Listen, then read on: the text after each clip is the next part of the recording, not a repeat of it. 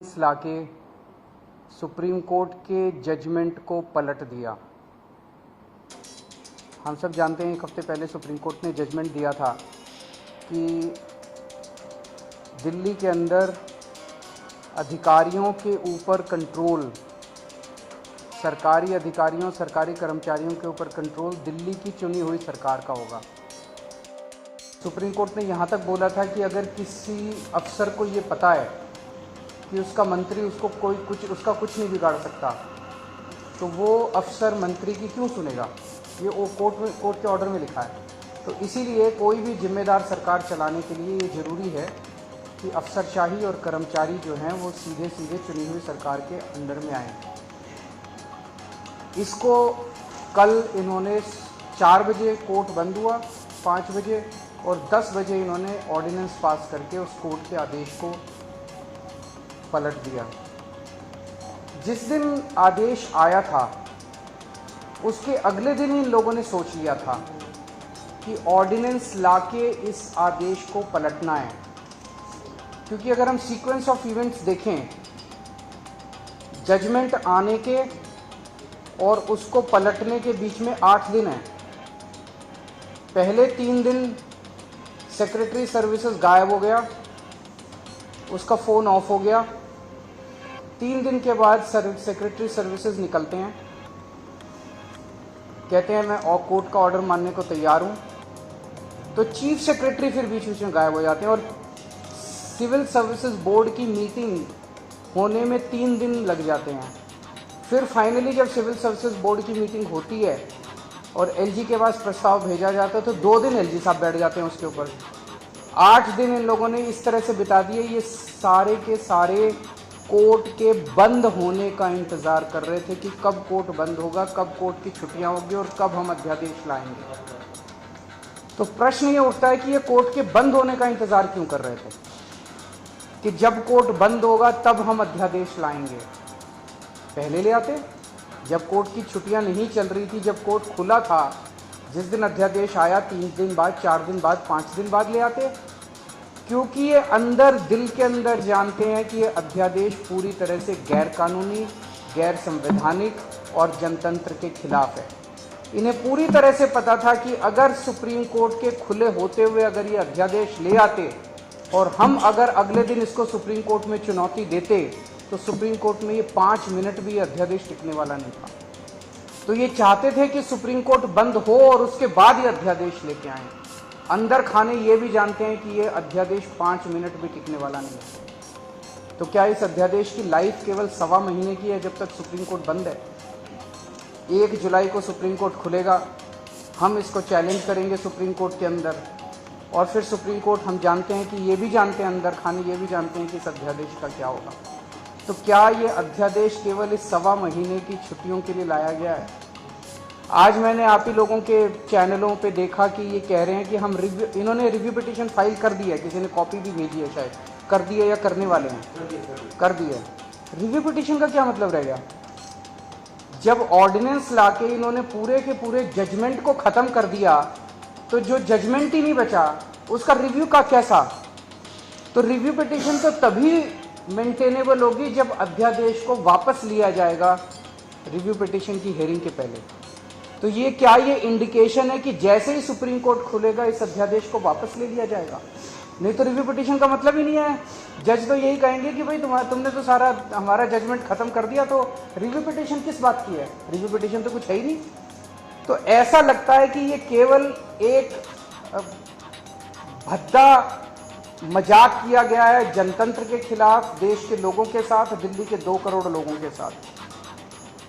एक तरह से सुप्रीम कोर्ट ने जजमेंट दिया, क्लियर जजमेंट दिया कि दिल्ली की चुनी हुई सरकार को पूरा अधिकार है दिल्ली चलाने का, 3 सब्जेक्ट्स छोड़ के, police, law and order and land, बाकी सारे सब्जेक्ट्स हमारे पास हैं। उस जजमेंट को 1 हफ्ते के अंदर ये अध्यादेश लाके अगर ये टर्न डाउन कर देते हैं तो ये आम आदमी पार्टी तो बहुत छोटी सी पार्टी है, हम तो बहुत छोटे लोग हैं। ये तो सीधे सीधे केंद्र सरकार सुप्रीम कोर्ट को चुनौती दे रही है, सुप्रीम कोर्ट को चैलेंज कर रही है कि तुम जो मर्जी ऑर्डर कर लो, तुम्हारे सारे ऑर्डर हम 2 मिनट के अंदर ऑर्डिनेंस लाके, बिल लाके सब खत्म कर देंगे।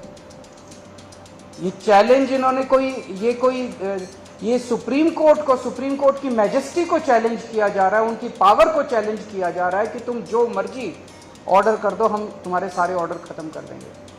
सुप्रीम कोर्ट की इंसल्ट की जा रही है। This is a direct contempt of supreme court. आम आदमी पार्टी को 3 बार प्रचंड बहुमत, 4 बार, 3 बार असेंबली के अंदर मिला और 1 बार एमसीडी के अंदर प्रचंड बहुमत मिला आम आदमी पार्टी को। दिल्ली के लोगों ने बार बार चीख के कहा है कि हमें आम आदमी पार्टी की सरकार चाहिए, हमें आम आदमी पार्टी की सरकार चाहिए, हमें आम आदमी पार्टी पसंद है। और बार बार इन लोगों ने आम आदमी पार्टी को की सरकार को काम करने से रोका है। तो ये तो एक तरह से खुली चुनौती है कि तुम जिसको भी, हमारी पार्टी के अलावा जिसको भी चुनोगे, हम उसको काम नहीं करने देंगे। ये क्या बात हो गई? ऐसे देश कैसे चलेगा? पहले ये 2015 में नोटिफिकेशन लेके आए, उस नोटिफिकेशन के बाद ये 2021 में एक कानून लेके आए, जिस कानून से और हमारी पावर्स छीनी गई। पिछले साल झूठे केसेस में फंसा के हम अच्छे स्कूल बना रहे थे, हमारे एजुकेशन मिनिस्टर को जेल में डाल दिया ताकि स्कूल ना बन सके। हम अच्छे मोहल्ला क्लिनिक अस्पताल बना रहे थे, हमारे उसको हेल्थ मिनिस्टर को जेल में डाल दिया ताकि स्कूल अस्पताल ना बन सके। और अब ये कानून लेके आ गए। ये बेसिकली तो काम करने से रोकना चाहते हैं आम आदमी पार्टी की सरकार को, क्योंकि जैसा काम आम आदमी पार्टी की सरकार कर रही है वैसा काम करने की इनकी ना तो नीयत है और ना इनकी कैपेसिटी है वैसा काम करने की। और मैं दिल्ली के लोगों को भी और देश के लोगों को भी कहना चाहता हूँ कि स्पीड स्लो जरूर होगी कामों की। आज जो इन्होंने अध्यादेश पारित किया, उन्होंने और भी कई सारे सेक्शंस डाले हैं, अभी भी हम स्टडी कर रहे हैं। तो स्पीड जरूर स्लो होगी, लेकिन सारे काम होंगे, काम को मैं रुकने नहीं दूंगा।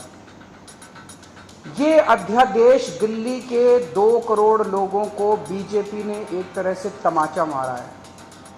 बीजेपी का कहना है तुम जिस भी सरकार को चुनोगे, चुन के देख लो, हम काम नहीं करने देंगे, हम काम रोकेंगे, हम तुम्हारी सरकार को काम नहीं करने देंगे। ये तो दिल्ली के लोगों को का अधिकार है अपनी सरकार चुनने का। भाई संविधान देता है अधिकार कि आप जिस मर्जी को वोट देके चुनो। वो कह रहे हैं कि जिसको भी चुनोगे हम तुमको काम नहीं करने देंगे। आम आदमी पार्टी छोटी पार्टी है, हम बहुत छोटे लोग हैं। देश बड़ा है, देश इम्पोर्टेंट है। कल हम नहीं होंगे, कोई और होगा, लेकिन देश रहेगा। इस तरह से सरेआम जनतंत्र को कुचलना, सुप्रीम कोर्ट को वो दिखाना, ये सही नहीं है। हम इसके खिलाफ सुप्रीम कोर्ट में या वो डालेंगे, इस ऑर्डिनेंस के खिलाफ सुप्रीम कोर्ट जाएंगे। और जब से ये ऑर्डिनेंस आया, केवल दिल्ली नहीं देश भर से मेरे पास फ़ोन आ रहे हैं, यहाँ तक कि बीजेपी के कट्टर समर्थक भी कह रहे हैं कि ये तो मोदी जी ने ठीक नहीं किया, ये तो प्रधानमंत्री जी ने ठीक नहीं किया। भाई 2015 में तुम नोटिफिकेशन लेके आए, उसी टाइम ले आते ऑर्डिनेंस, कोई कुछ नहीं कहता।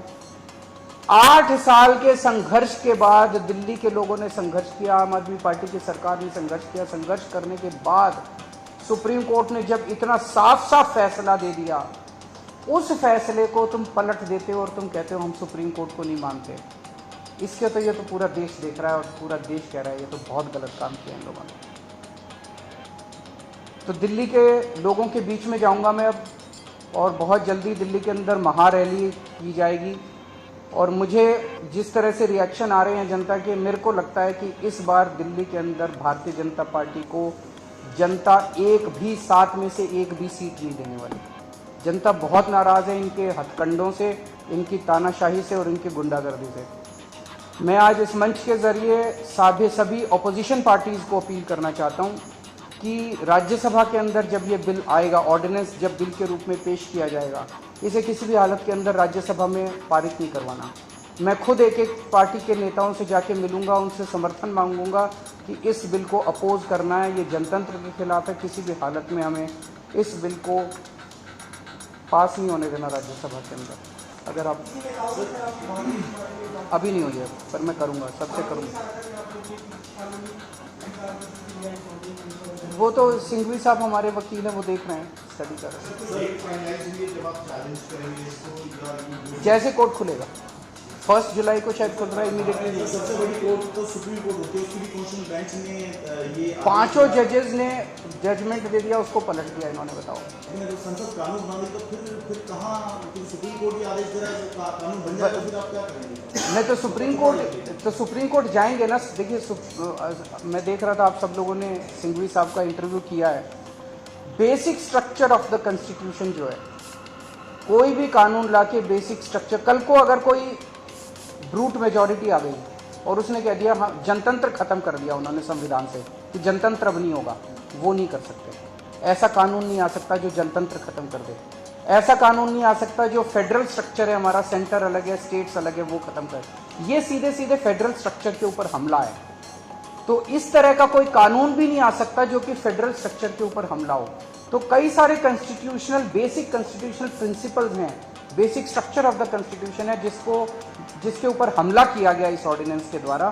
तो ऐसा मानना है कई सारे कानून के जानकारों का कि ये ऑर्डिनेंस जो है, या ये अगर कानून की शेप भी लेता है तो ये कोर्ट के अंदर टिकना नहीं टिकेगा। ये जो ऑर्डिनेंस पास हुआ, do you think this is no more Delhi versus centre, rather court versus the, ये पूरी की पूरी लड़ाई अब एक तरह से सुप्रीम कोर्ट वर्सेस सेंटर है। ये केवल दिल्ली सरकार एक छोटी सी चीज हो गई है। उन्होंने तो सीधे सीधे कह दिया, इस तरह से तो ये बहुत खतरनाक चीज है। सुप्रीम कोर्ट कोई भी आदेश पारित करेगा, अगर केंद्र सरकार के खिलाफ पारित करेगा, केंद्र सरकार कानून लाके उसको पलट देगी, उनकी मेजॉरिटी है ना। फिर देश की जनता कहाँ रह गई? जैसे आप लोगों ने सुना होगा कि वो भी इन्होंने ऑर्डिनेंस लाके किया था, जो ईडी के डायरेक्टर की एक्सटेंशन वाला मामला था। ऑर्डिनेंस लाए थे, लेकिन अब सुप्रीम कोर्ट कह रहा है कि हम उसको, मतलब अभी जजमेंट नहीं आया, लेकिन हियरिंग के दौरान सुप्रीम कोर्ट ने कहा कि हम इसको नहीं मानते। It is obviously Keshwanand Bharti was the basic structure of the constitution. This is basic structure. They are attacking the basic structure of the constitution. नहीं, नेताओं की नहीं, आम आदमी पार्टी दिल्ली में करेगी। मैं दिल्ली की जनता के बीच में जाऊंगा, घर घर जाऊंगा, मैं एक एक घर में जाऊंगा और उनको बताऊंगा कि किस तरह से इन्होंने किया है। आपकी पावर को छीना है। केजरीवाल छोटी चीज है, जनता बड़ी चीज है। एक एक आदमी की, दिल्ली के एक एक आदमी की पावर को छीना है, उसके जनतांत्रिक अधिकार को छीना है। जनता जिंदा कैसे रहेगी? इस तरह की अगर तानाशाही आ जाएगी तो जनता जिंदा कैसे रहेगी? उनके लिए काम कौन करेगा? बड़ी जल्दी हम पूरा प्लान अनाउंस करेंगे हमारे ना। Yes, of course the whole Aam Aadmi Party will be on the streets in the coming. मैं ये पूछ, इसका क्यों, क्या कह रहे हैं वो, क्या कारण है इसका?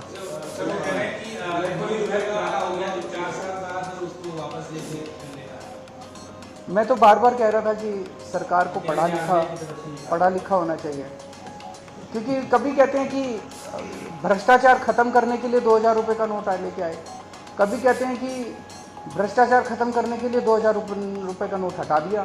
तो मतलब कुछ समझ नहीं आ रहा कि सरकार कर क्या है। पूरा देश को लाइनों में लगाए रखते हैं, पूरा दिन लाइनों में लगा रखते हैं, हर 3-4 साल में लाइनों में लगा देते हैं। ये अच्छी चीज़ नहीं है, ये अनप्रोडक्टिव काम है। जनता को अपने परिवार पालने के लिए और अपना काम करने के लिए उसमें लगना चाहिए, ना कि बैंकों के अंदर जनता लाइनों में लगी है नोट बदलवाने के लिए। तो आप समझ ही रहे हैं उसके कारण क्या है।